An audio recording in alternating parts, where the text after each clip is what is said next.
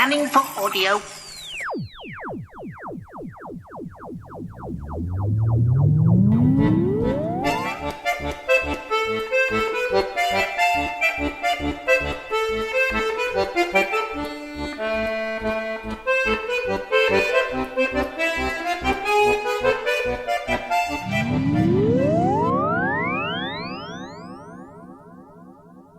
This version of the podcast is mixed in mono, but if you would like to listen in 5.1 surround sound, please visit ufocast.co.uk/prisoner for more details.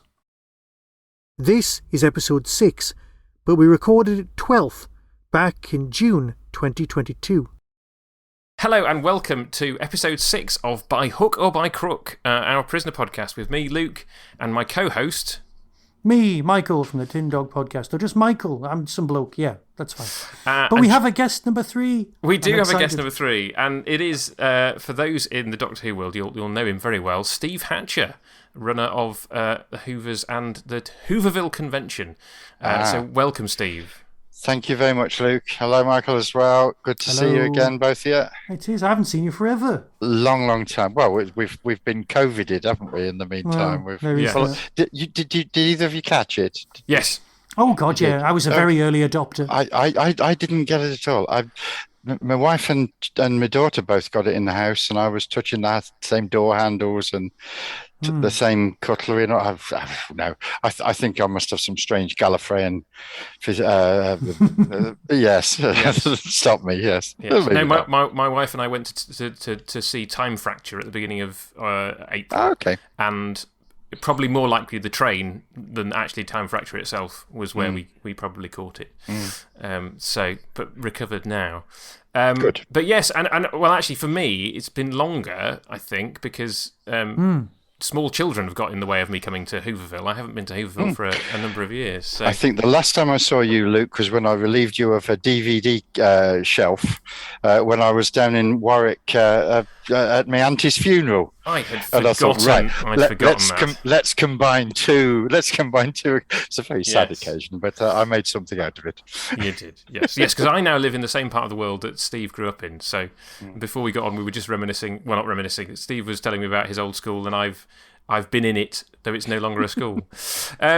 But yes, so we've asked various people to join us on this show. Would it be true to say, Steve, that you're not specifically a fan of The Prisoner per se, but more of a connoisseur of archive TV in general, and The Prisoner is one of those shows that you have watched? Yeah, but probably. I mean, I absolutely love The Prisoner. I think it's a great show. And I remember it on first broadcast, which neither you two do. I know that much. No, not at all. Sorry. But I used to... I mean, although I suppose I'm mainly known for my involvement with Doctor Who things, Doctor Who fan things, I very rarely watched Doctor Who in the 60s because Saturday night used to be go to my granddad's house, and my granddad would never have Doctor Who on. Well, it wasn't that he wouldn't have Doctor Who on, he would never have the BBC on. He's got the strange thing against the BBC. I don't know, we would never have it. So I grew up very much with the ITC shows, with The Saint, with Randall and Hopkirk, and before The Prisoner with Danger Man, and then with The Prisoner. So absolutely remember that on first broadcast, and remember how much I enjoyed it and how absolutely infuriated I was by the ending. Although now I love it, but at the time, very infuriated. And what was it as a kid watching it that attracted you to the show? Well, first of all, it was Further Adventures of John Drake. Ooh, was it, though? Yes, I think he probably was. Yeah. He certainly looked and sounded like him. So it was that. That was nice because I'd enjoyed Danger Man. Of course, we were watching it in black and white because, like the vast majority of the rest of the country, we hadn't got colour television. It was 67, was it? Prisoner was on? End of 67, beginning of 68 was the broadcast. There was no colour television in this country, was there? Only experimental tennis broadcasts or something. Yeah. So, in black and white. Wouldn't it lose an awful lot being in black and white, I think? But well, this is the thing. Do you remember the black and white, or has the repeats in colour kind of erased that kind of experience from your head? I don't know. To be fair, I don't know. I was born in 1958, so I'd have been 9 when I watched it.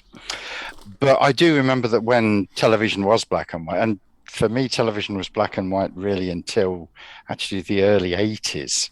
Was the first time Me too. first time I got a colour television. But you could sort of tell, or you could convince yourself that you could tell what colour things were, even though they're in black and white. Oh, that particular shade of grey must be red, and that particular shade is yellow. And I'm sure it was nonsense, but it's right, isn't it, Michael? You sort of got into that. I mean, is it just me, or is it? No, you're completely right. Yeah, I think I've sent this to you this week, Michael. On a slight Doctor Who aside, I had identified my only classic Doctor Who memory as occurring in Time and the Rani, and I would have been 3 at the time. The Rani, oh. I know. But more recently, I've actually thought it's probably not that, because A, my memory is in focus, and B, my memory is in colour. And we didn't get a colour TV until January 1989. And I didn't get glasses until October 1989. So I now think my first memory of Doctor Who is probably Survival, which is a slightly more auspicious story. So so for all of us, I haven't really answered your question. Yes, you haven't answered your question. Yeah.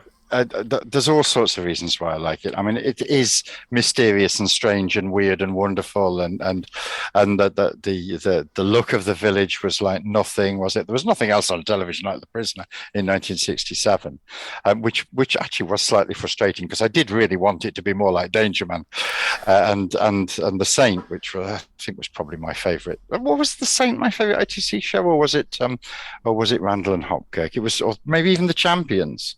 But I did love Robin Hood as well, The Adventures of Robin Hood. Were you also into all the Super Mario Nation shows from Jerry Anderson? Very, very much so. Very much so. I was bought. I was about to say I bought, but I was bought and subscribed to a copy of the first issue of TV 21 when it came out. Wow. My first favourite TV show was Supercar. Which, what was that, 1961 was Supercar, so I would have been 3 then, so I suspect I saw it on repeat a year or 2 later. But that's Supercar, and then Fireball, and then Stingray, and then Thunderbirds, and then Captain Scarlet, which to my mind is still the best of the lot. And then came Joe 90, and well, never mind then. I just re-embarked on a Joe 90 rewatch. I love Joe 90, but never mind. It's fun. I understand it's not everybody's cup of tea. But no, if you're a kid, because kids don't enjoy watching kids. Kids enjoy watching these heroes driving fantastic cars. Well, so my theory is, when Joe 90 was repeated, I was 10, and I was a specky 10-year-old. And so for me, Joe 90 was me having adventures. I think that's probably... Okay. But Joe 90 is nothing. Joe 90 is nothing more than a tale of child abuse, isn't it? Well, so yes, it is. It's we've covered this one. It's a bit scary. It's actually horrific when you think about it. It's the tale of. It's not just child abuse. It's child soldiers and mind control. Yeah, it is. Absolutely. Yeah, it is. Absolutely. If you were to make it these days, it would be a very different show. You wouldn't be allowed to make it these days, would you? Well, it would be. It would have it's Dollhouse. Dollhouse is the sort of very true. Yes. Anyway. We have rambled far from the point. There's one more ramble I need to ask Steve. Okay, right, go ahead. Because he's the only number 3 we've had on who remembers or has even watched the previous show. The show that, he isn't John Drake. Whatever you want to call it. Super Secret Agent. Danger Man. Have you forgot we had my dad on? Oh, we had your dad on. Except for the listeners, we haven't had my dad on yet, because my dad is episode 13. So No, but it was more a case of what was it about Danger Man that made it unlike the other shows? Well, it was exciting, and it was that's a very good question. I mean, it was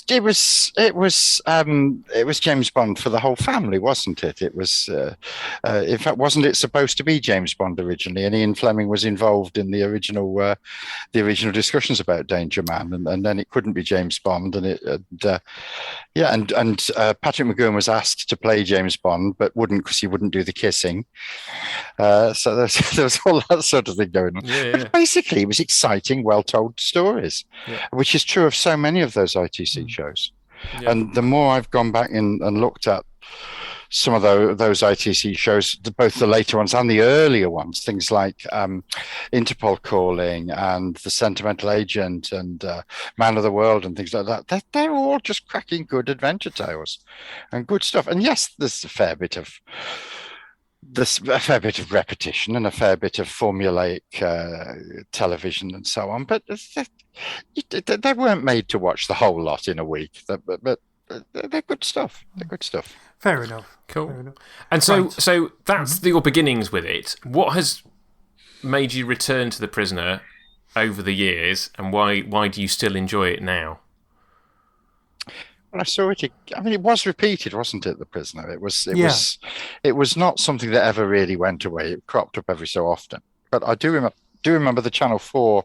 Channel 4 was it repeats in the early 90s, but it had been repeated before then. I'm sure 80s. I don't know, but so it never really gone away. McGowan was just a great actor and a great leading man. I mean, what charisma and what. I bet he was a horrible person to know from all accounts. Everything you hear about him, he would have been a right git to know. Can you imagine having him as a friend, or a neighbour? But what an actor, and so many good things he was in. But it was still that mystery about it, and still that what we were watching. Were we watching? Well, obviously it was a containment facility for agents, but who was running it? Was it, in quotes, our side running it, or was it, in quotes, the other side running it? We never find that out, of course. That mystery is kept going all the way through. But the answer to the mystery is given in the opening credits. I mean, there's wonderful opening credits. I think there's 2 shows that I can think of. There's probably others where the opening credits are an episode in their own right. I mean, people say, do you remember the episode of The Prisoner where he gets kidnapped by those blokes dressed as undertakers? Yeah, that was every episode. And they also say, do you remember that episode of Survivors where the Chinese scientist takes the disease around the world? Yeah, that was every episode. So you got that, and those wonderful scenes of McGowan striding through the corridors to his boss's office and then silently shouting at him for a bit and banging the papers down on the desk. And then he goes off in his little car and back to his little flat and packs a bag. And next thing we know, he wakes up in Portmeirion. And honestly, Rover, isn't that fantastic? I'm sorry, I'm rambling now, but there's so many aspects of it that are great. Yeah. I've said this before. Well, there's so many. Well, all he needed to do was, instead of heading towards the sea, go the other way and just keep working until you reach the train and get out that way, because it's clearly Portmeirion. But anyway, never mind. Well, I mean, there is we've had some interesting theories about the village over the weeks that we've been recording these episodes, which listeners will. Some of those are in the future for our listeners. Some of those are in the past. I suppose the big question before we get into the episode specifically is, on what level do you interpret The Prisoner? Do you kind of see it do you see it more literally or more allegorical? I think McGowan didn't know which it was, to be honest. Right. I think McGowan seemed to change his mind as he went through it. And I, in all honesty, I think the final episodes where it turned out you are number 6, I think he made that up as he went along. I really do. I think, it got extended, didn't it? Halfway through, it was going to be so long, and then it had to be a bit longer. So, bloody hell, we better think of an ending for it. Can't think of one. Let's just do that. Let's just put funny animal masks on, and then it can be me all along.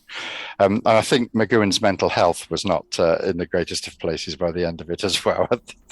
I think he had a hard time of it, as did everybody who had to work with him. Yeah.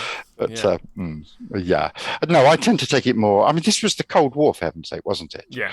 Now, my politics are perhaps at a little angle to what a lot of people's would be, because I saw the Cold War from the other side, to be honest. That, my dad had been a member of the Communist Party, and then when I grew up and got old. I became a member of the Communist Party as well, so I know which side I was on in those days, and it wasn't it wasn't Nixon, and it wasn't and it wasn't Harold Wilson or Macmillan or so on, or Heath and so on. No, it's like I was on the other side.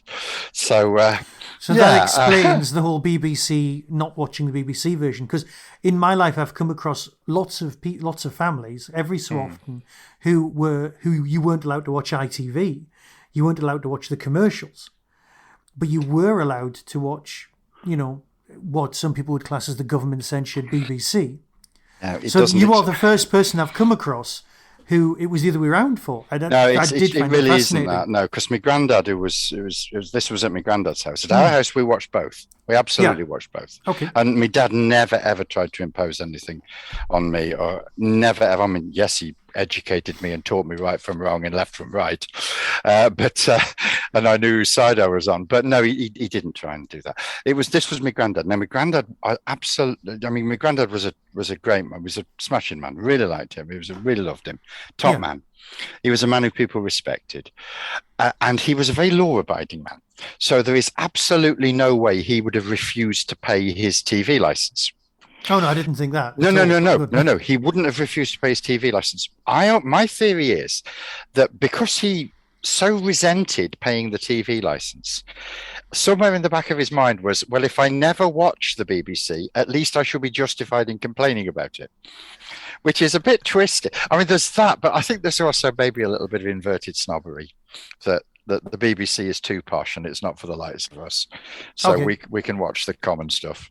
We can watch Huey Green and Michael Miles and wrestling. He loved the wrestling. He absolutely adored the wrestling on Saturday evening. He would sit in his armchair, pressed right up against the television, and he would be slapping the arms of the armchair and cheering for Jackie Pallow or Mick McManus or whoever, and it was quite embarrassing, really. But never mind. So does that mean that in this scenario, regardless of who's running the village, are you not actually on McGowan's side because he's a member of the British establishment? Well, I don't know, because I think the village is being run by the British Secret Service. Right. And I think McGowan resigns at the beginning because he's been asked to do things that basically he knows are wrong. I think John Drake has come to the conclusion, having met so many Russian spies and agents of the German Democratic Republic and all that over the years, that actually these are good people, and that we shouldn't be getting into this dangerous game of Cold War with these people. We should find a way to live peaceably together, and that's what it says on the thing he slaps down on the desk there. So that's why McKern is right when he's saying it doesn't really matter who runs the village, because basically it's always the people in charge, regardless of what side. Well, I think it's McGowan's side. I think it's the British Secret Service who are running it, because he knows too much, so he has to be. No, the argument for that, for me, was made a few weeks ago when somebody happened to point out that all of the sockets in the village are English power sockets. Well, they're probably Welsh, actually, but still 3 pins. As I learned recently, but I suppose this is a holdover from Empire. I was in the Middle East, and they all have British plug sockets, so I didn't. Oh well, in that case, right. Well, that's my argument completely. No. I think it still works. Still works. So let's dive into the general now. But there was sorry. There was an episode of Danger Man, of course, where the Russians were operating just exactly that sort of operation. Right. They'd got basically the village. I can't remember. But that was based on a real Scottish village that was used by the British government that you'd heard about. So even then, that's all full circle business. But like you said, we're here to discuss the general. We are here to discuss the general, and so most of our guests thus far have picked an episode, whereas you, Steve, just said, just pick me one. As long as it's not the one where he turns into Nigel Stock. Although I love Nigel Stock, he's a great actor, but it hadn't got McGowan much in it, had it? Which is fine, because my dad loves that episode, and we had him on a while back to talk about that. And listeners, obviously, you will hear that in about 7 weeks' time. Nigel Stock was one of my favourite actors, but he's great. I love Nigel Stock. He was great. So, and the reason I asked you to do the general of the ones that we have left to record is because, in part, it's about teaching. and pedagogy, I think is the fancy term. You can't be arrested for it. And you, Not anymore. and you were a teacher for most, if not all, of your career, I believe. Oh yeah. For over 30 years a teacher, there I was spreading Marxism, Leninism in the ears of our youth. And teaching by the medium of French. Teaching French, and was it just French, or did you do other languages? My degree is French and Italian. Right. So I taught all sorts of languages at different times, because if you can teach one language, you can teach pretty much any. So I did Spanish, I did German, and a bit of Russian at different times. So Хорошо, Steve. Очень хорошо. So anyway, so the prisoner. Forgotten you speak Russian. I'd forgotten. Yeah, that. well, yeah. I mean, it's very rusty. I did Joe 90 tangent. There's a sign in the first episode of Joe 90 in Russian, but they've clearly copied it from a dictionary because it has all the stress marks that show Westerners how to pronounce the word, but you wouldn't see that on a printed sign. Anyway, absolutely not. No, my Russian is minimal. Sorry, we keep going going off on tangerines or a different sort of orange. It's fine. I believe that if people have stuck with us until this point in the show, they will have had to tolerate our asides. So the general is about this, ostensibly about this revolutionary new teaching technique called speed learn that the prisoner gets caught up in. And there's a professor who is writing the lectures, and then there's this mysterious general of the title that we kind of get talked about. It's a bit obvious, that, isn't it? It's a bit obvious where that's going.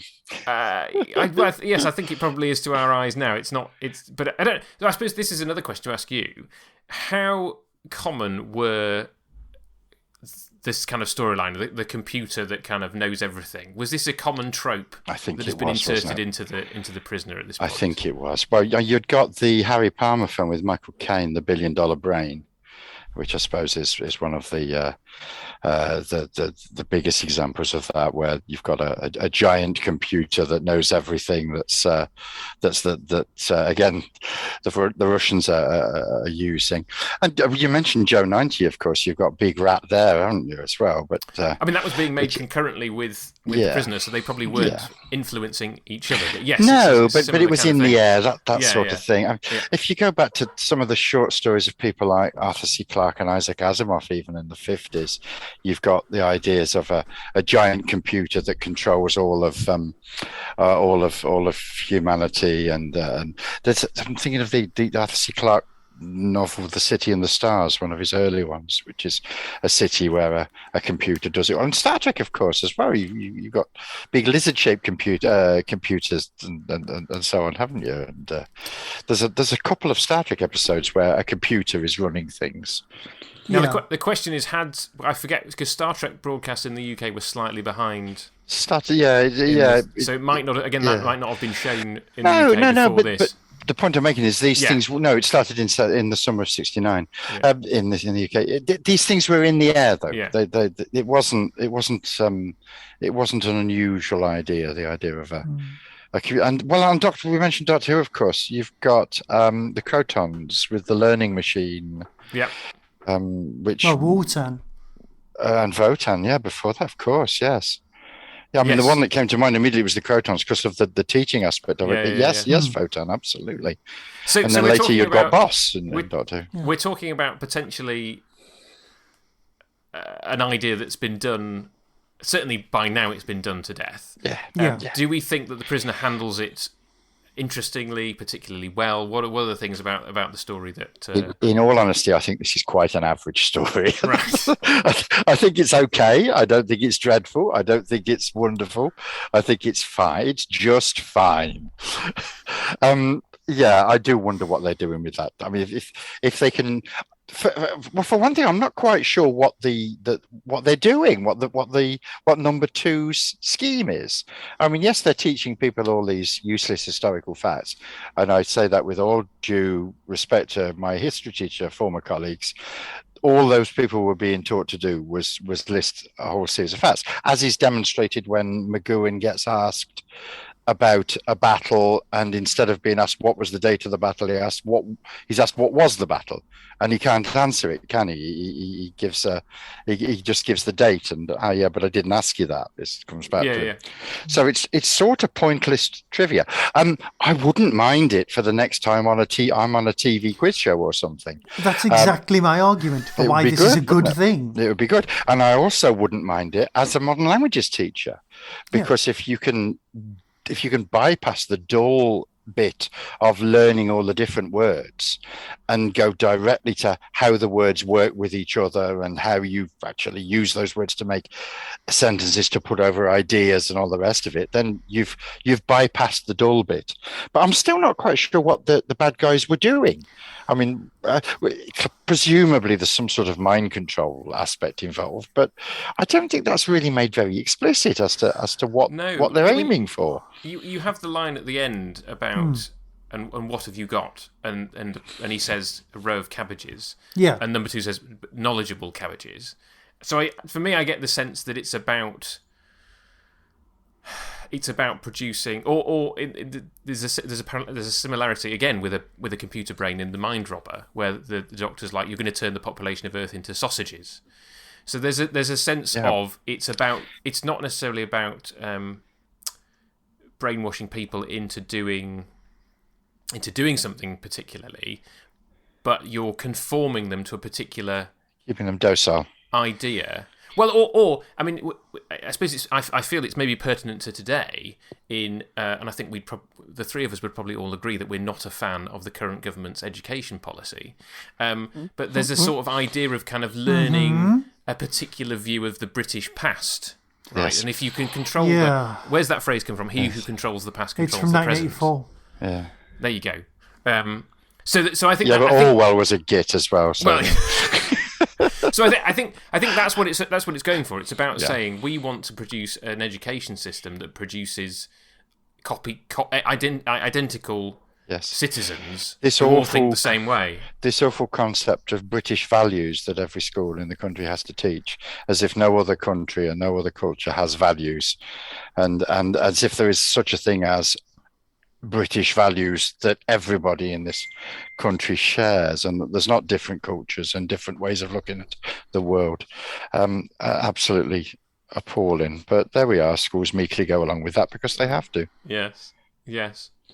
My daughter now knows the national anthem as a result of the Jubilee, including the verses about Scotland. Somebody did say something about the second verse, and I was like, really?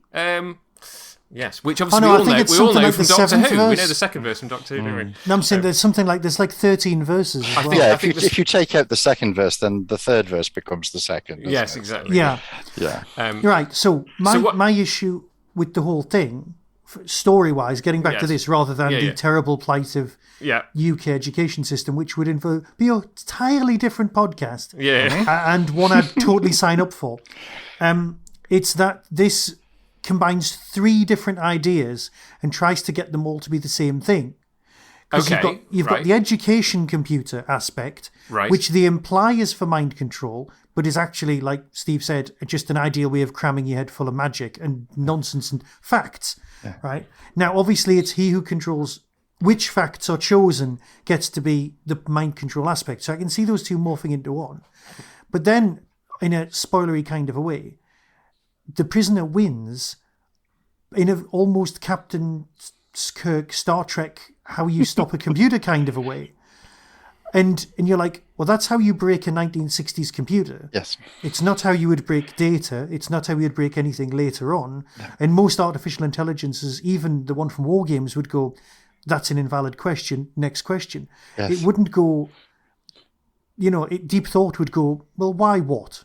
Yes. Deep Thought would think for 10,000 years and then come up with an answer to it. Yeah. Which in fact it did, didn't it? You almost wanted, what does the general come out with? It comes out with 42. That's, Yes. So it's, what they've done is they've smushed them together. So the prisoner manages to beat one storyline, but the actual getting facts into your head general storyline, that's just ignored. But because you're watching this in a kind of passive viewery way, until you start taking it apart, you go, oh yeah, he's beaten the baddies, and then you go, hang on, that's different. They're not the same thing. Well, isn't it in a sense? It's the general is the baby of the professor. Okay. And in blowing up the general, which inadvertently kills the professor, this is a plot line that I think is interesting. This is another aside. It's interestingly explored in the Terminator films. In that, basically, Terminator 2 sort of gives you the idea that this would always have happened. But you can change it by blowing up the computer system, which they do. And then Terminator 3 says, actually, no, by blowing up the computer system and taking out the guy who designed it, you've just postponed it. Yeah. So there's the question with the general is like, in killing the professor, have you destroyed this line of research entirely? Or is there a blueprint somewhere? One assumes there's a blueprint somewhere, and the village can just rebuild the general again. Well, don't you think Mrs. Professor rather knows more than she's letting on as well? I get the feeling that Mrs. Professor is the genius behind this, in fact, and that the Professor is just stuck with his head in his books and his dates from history. I mean, he's a historian. How's he going to be building a computer? Well, yes. Well, I suppose there's the other thing. You talk about there being three. There's a fourth plot line going on, Michael. Oh, what, number 14?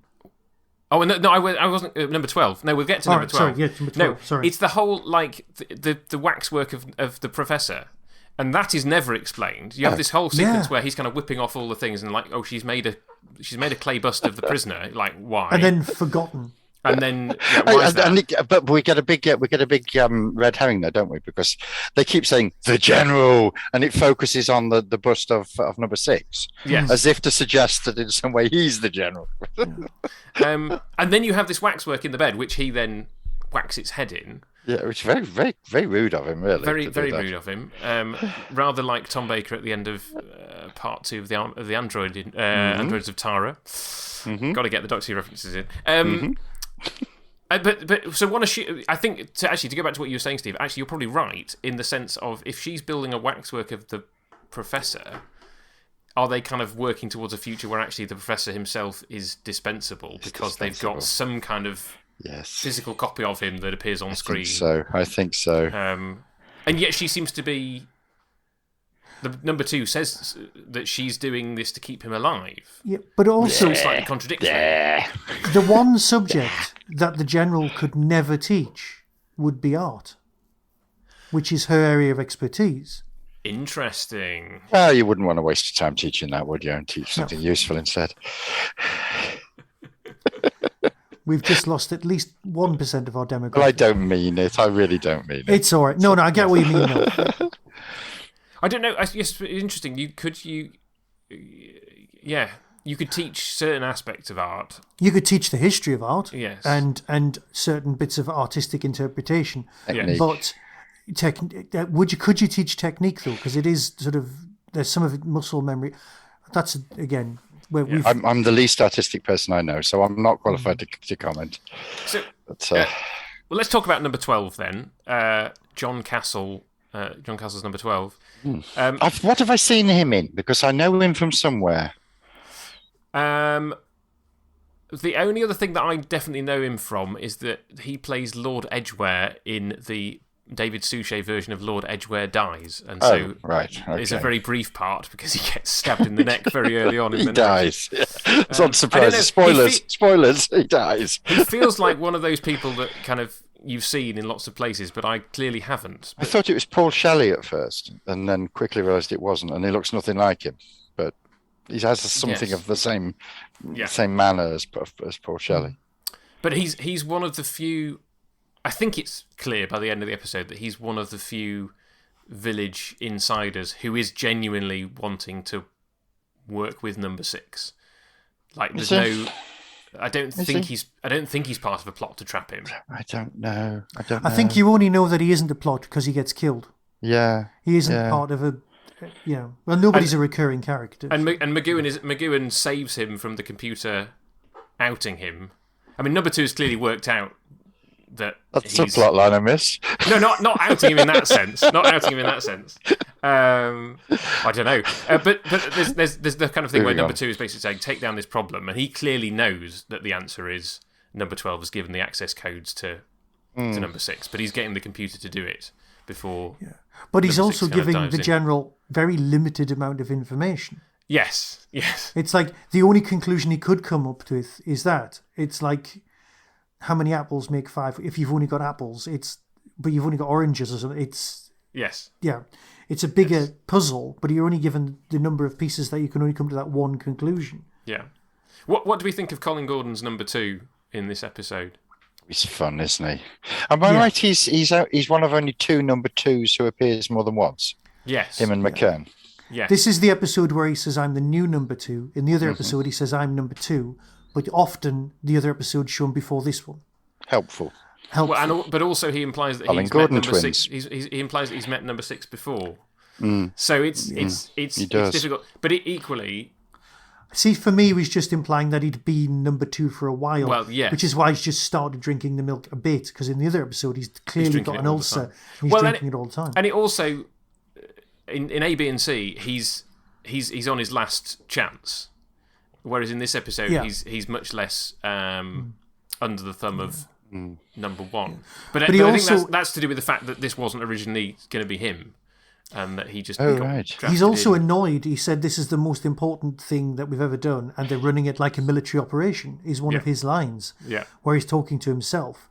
So you can assume that that's true. That he's just annoyed that things are being run like this when really they could be him in charge of something spectacular.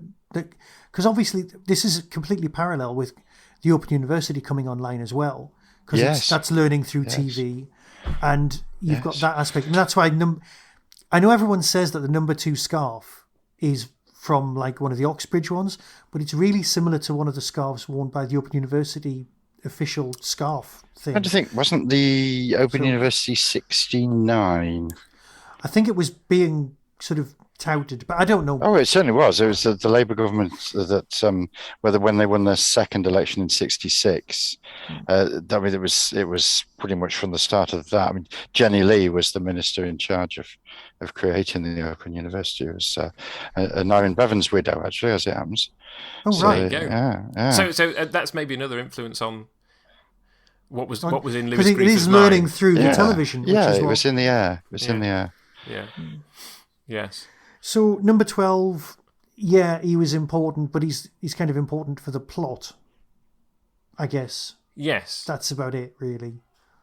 Yes. Is he? Well, it's important to get number 6 into the general, isn't it? I mean, I think that's just about all he just really, other than wind him up occasionally.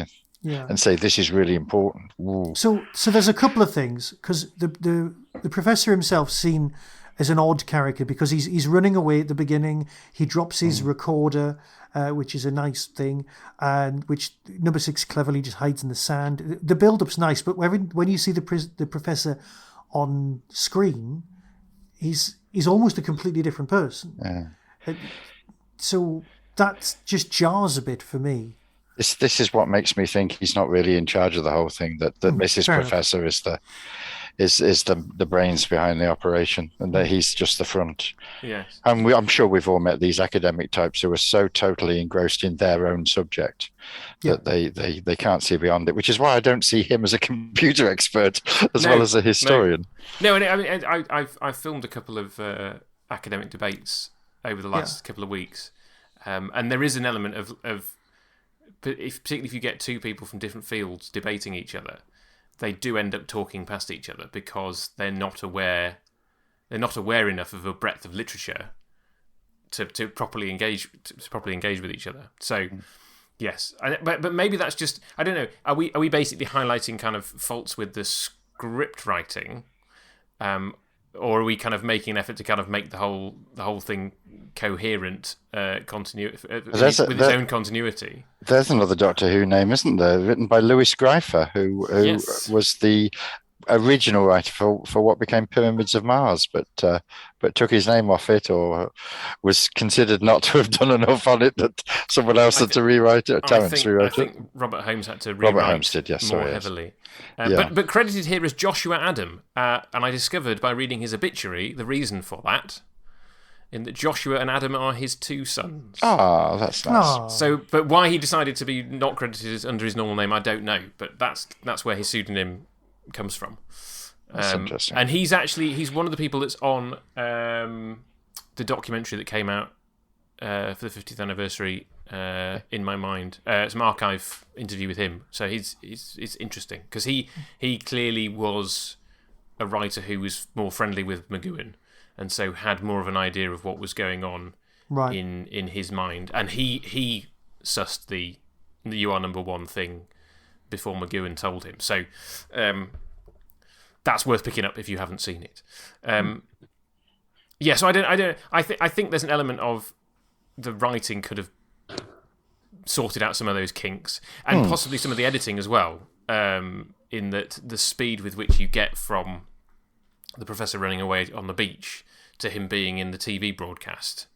Unless, of course, you then just go, well, that bit was pre-recorded, and therefore, A lot of these episodes were done under high pressure, though, weren't they? And Yes. and the scripts were turned in very short notice, and Yes. were then told they were not good enough. Go away and do it again. I'm sure a lot of this has just come because we've been watching this time and time again, and TV was meant to be a lot more disposable. So perhaps we've just kind of read too much in because that's what we're used to doing. That's what we do. We've been doing it for 15 years for me, for taking stuff apart. Well, actually, and I've been doing it since before university, taking narrative apart and reassembling it and seeing how it ticks.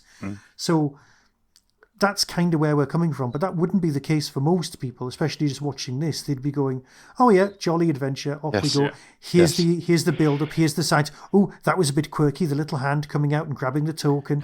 All that being, oh, hang on, don't those corridors look a bit like Skaro? Oh, it's all a bit futuristic. Oh, here's the committee with their lovely glasses on, so it's all I had that time. thought. I thought Dalek corridors. That was... Yeah. I have to ask you, Steve, as someone who was around at the time, I've read that the little device with the hand comes out was a very recognisable toy. Oh, yeah, it was a money box. Yes, it was, wasn't it? I've seen them in people's houses. Yes. Yeah, you would put a coin on the thing, and a little hand would come out, snatch the money, and put it. It was like some of them were coffin shaped, some of them were like a crate, but they were basically a little hand coming out, grabbing it, and putting it. You're absolutely right. I was trying to think where I'd seen that before, and you're entirely right. That's exactly what it was. Yeah. But it seems to me there's something a little different about this episode, because on the whole, prison episodes are two stories. They're either number 6 tries to escape, or their number 2 tries to break number 6 by some devious scheme. Yes. And I don't think this is either of those, really. I mean, number 6 isn't really putting much effort into escaping. He's offered a deal and says no. Is something he's a witness to and eventually stops. So it's just not focused on him. We don't know what that devious scheme is, though, do we? I mean, all those people are quite happily going away with all their newfound knowledge about 19th century history. They've not actually done them any harm. They just filled their minds with. But it works with facts. history. But like you said, you could put a dictionary's worth of information into somebody's head for another language. Yeah. But how they access it and how they bring it out, that makes sense. But could you do it with maths? Because there's very different than. Could you teach a musical instrument? I'm just going through the curriculum, seeing what would work. That's right. It's teaching facts. You couldn't teach PE. You couldn't teach a skill. No, absolutely. And yet, you see, this is the thing. This is the thing with, and going back into my teacher experience, this is the thing with Ofsted, where you'd got subjects like PE, as you say, and art, and music, which were entirely.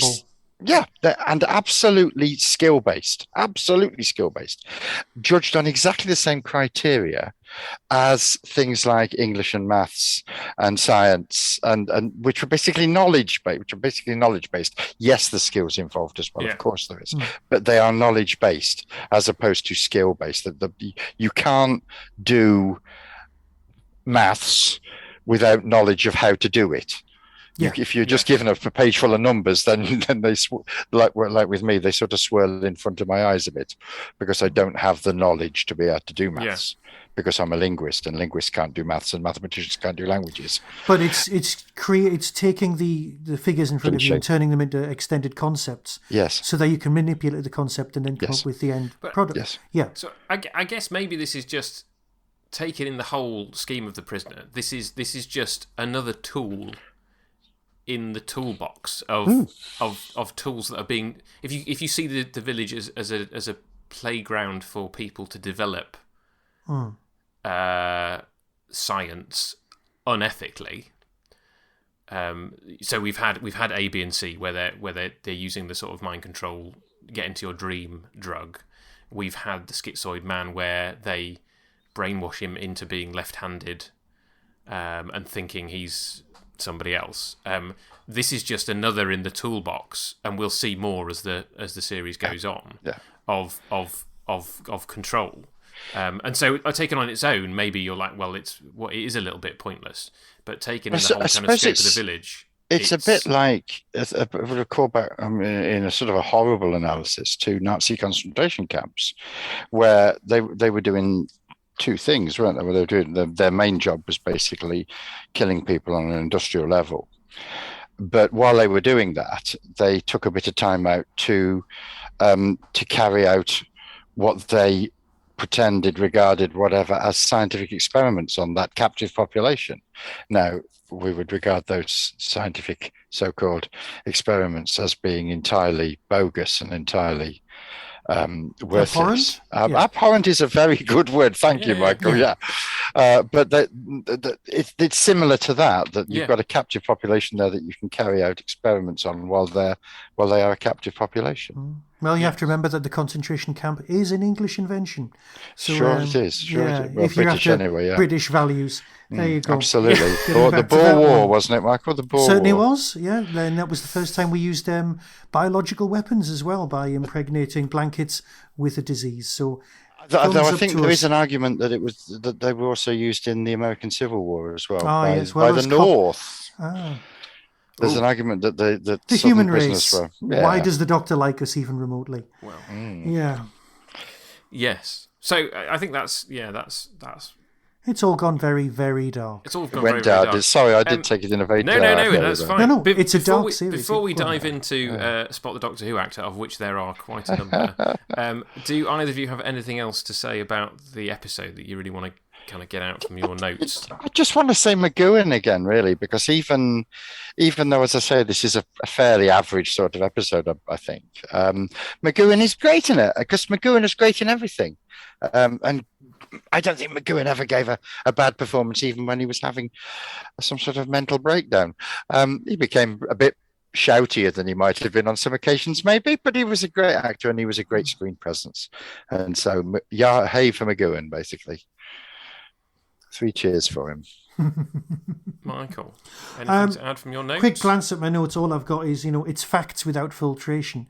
That's what the main focus of this is, and that's what McGowan's clearly railing against, is that people wouldn't. You can teach someone history, but you can't teach someone whether Cromwell did good or bad, or even give them enough information to make a decision on what their point of view would be on it. So if you were cramming a 3-year degree into that, you're right, get the facts out of the way, but then spend the other 2 years and 364 days arguing over what the context was and the outcome, whether it was justifiable. So you still get the 3-year degree and you get to go to more parties. So that's fine. Yes, I suppose the thing is just, or in my case, go to any parties. You don't get a degree. You don't get a degree by regurgitating facts. No. So this reminds me of when I did history A level, and the question was what was Bismarck's role in achieving German reunification, and I misread that question as write everything you know about Bismarck,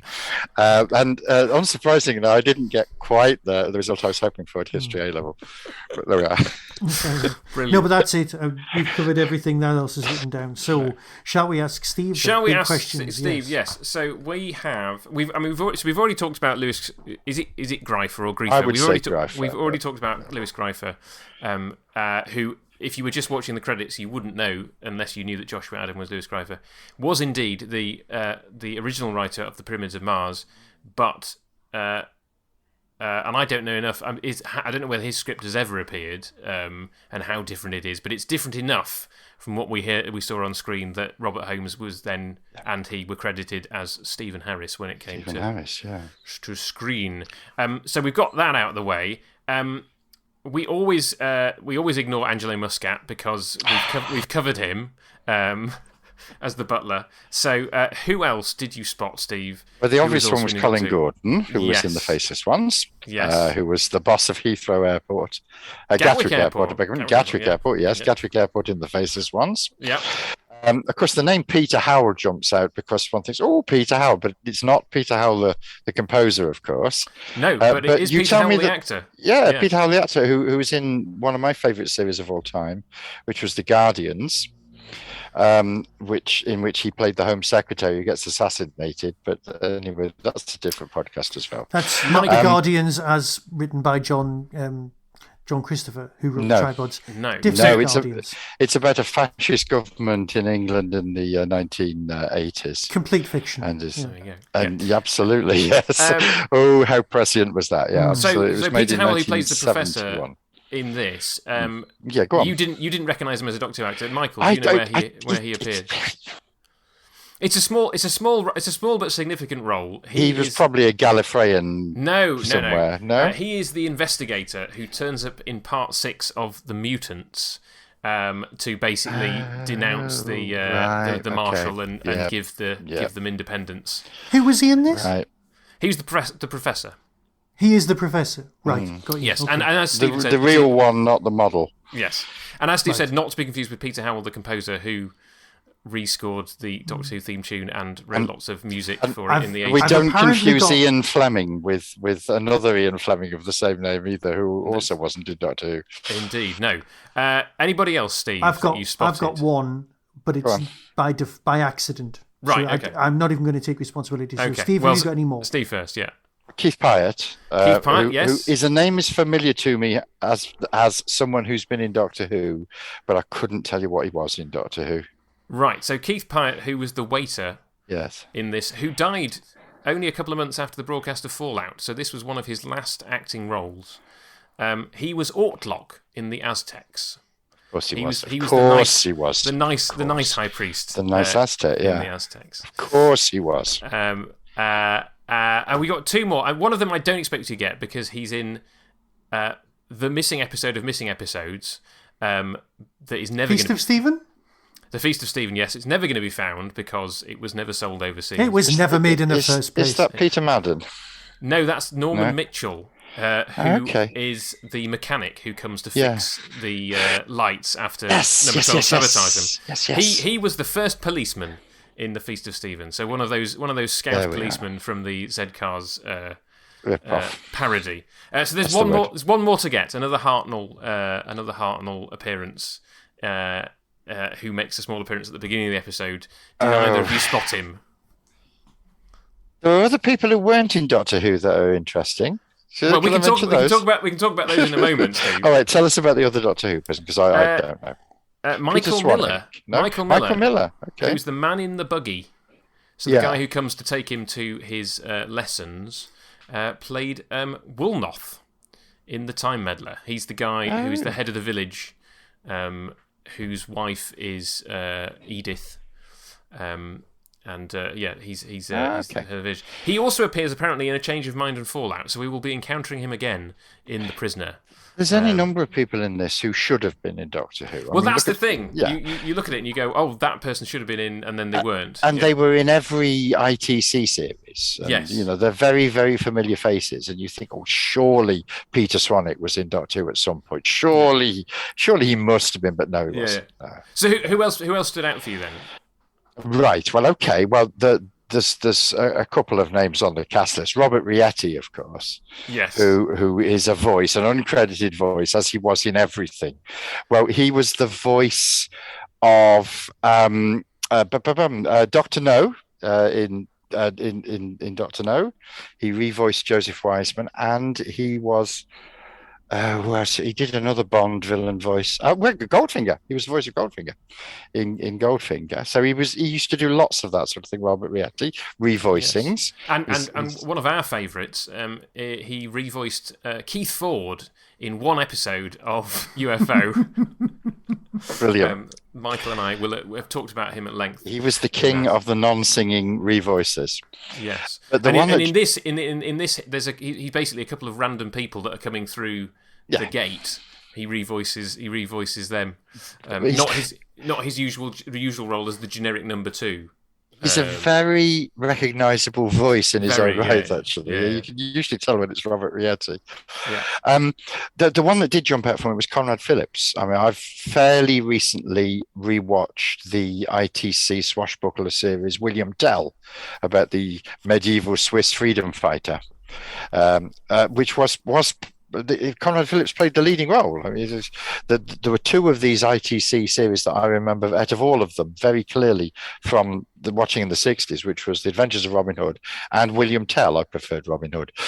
Conrad Phillips he was the leading man in that series, and here he plays the Doctor, which is a very, very small role, really. He doesn't get to do or say a great deal, and this is a leading man in British films in the 50s and in William Tell as well. There we are. So Conrad Phillips. Yeah, and I mean it makes an impact, because I was watching him going, I'm pretty sure I've seen him somewhere else. I haven't seen William Tell, so clearly not. But he definitely, as you say, minor part, but holds his own in the scenes that he appears in. Oh, absolutely. I mean, he did all sorts of, as I say, films and things. He was well known. I'm just looking at his credits. I mean, the latest one on that IMDb have. He was in an episode of Never the Twain.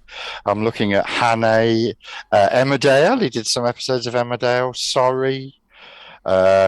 The William Tell remake in 1988, which was called Crossbow, he made a return in the role of Stefan, like a small role in a remake of William Tell, which is nice. He did a Howard's Way, Kenny Everett, Return of Sherlock Holmes, where he was in Into the Labyrinth, he was in Crib, Hammer House of Horror. There's any number of things he was in here.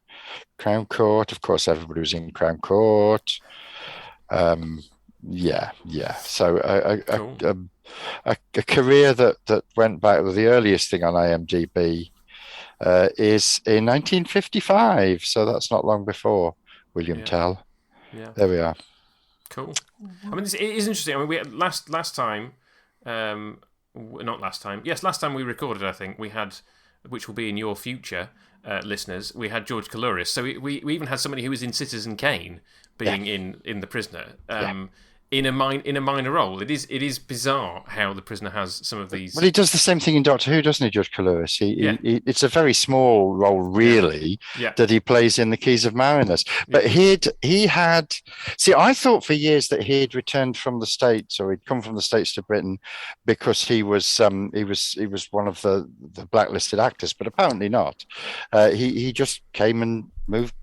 I think he moved back to Britain. I think he's originally British, wasn't he? I don't know. I think it was. I think most of the people in Citizen Kane were people that Wells had kind of worked with in his career. And he told everyone he'd made his film before he was 30. He was actually 31, but he was lying because he wanted to make everyone impressive. So he knocked a couple of years off to say that he could make it before 30. So these are people he'd worked with. Lots of people from the Mercury Theatre Company, and a lot of people he'd worked with, especially in Ireland and the stage there as well. Yeah. But he did tend to make up quite a lot about his career, so you were never completely sure what was true and what wasn't. The great line about Orson Welles is that he lived his career backwards, didn't he? Yeah. Finishing off with the voiceovers in a cartoon. Yeah. That was his last major role in Transformers. Well, that's in the Sherry adverts, yeah. Yeah.